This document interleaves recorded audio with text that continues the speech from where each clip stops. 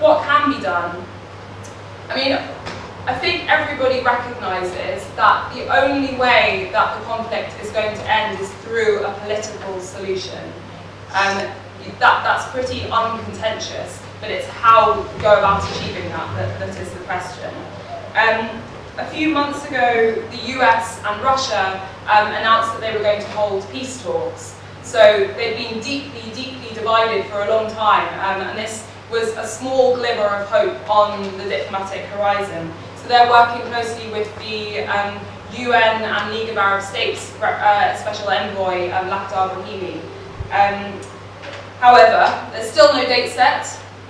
We've seen far too little progress in making these talks happen and driving the parties to the conflict to the negotiating table.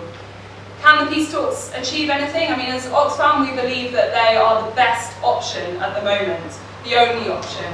But what's crucial to making them a success, if indeed they happen, is the representation of Syrian civil society and the millions of peaceful Syrians that need to be represented at the table, not just warring parties. Any political process then down the line obviously is a matter for the people of Syria. It's not for us to dictate what that looks like.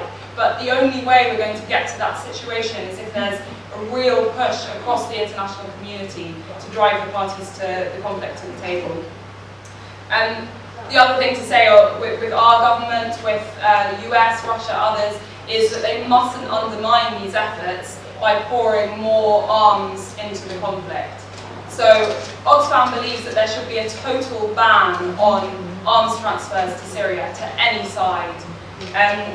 There's documented evidence from the UN, from human rights groups, that arms have been flowing in to both sides, have been used to commit violations of international humanitarian law and human rights.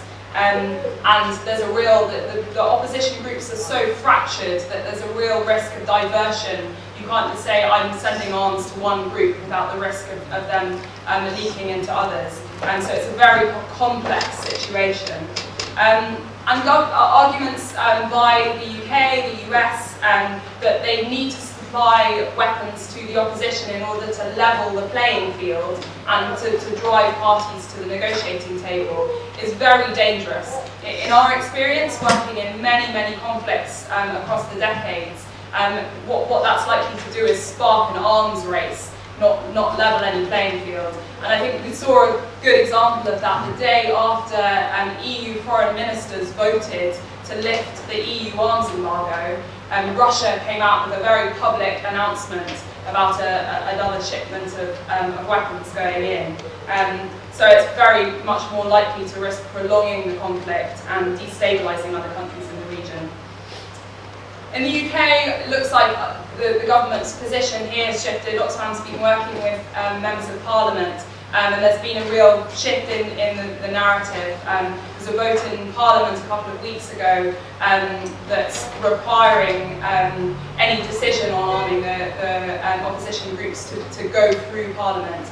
And it looks like a lot of that pressure has had an effect on Cameron. He's announced it's now unlikely that the UK would be sending arms.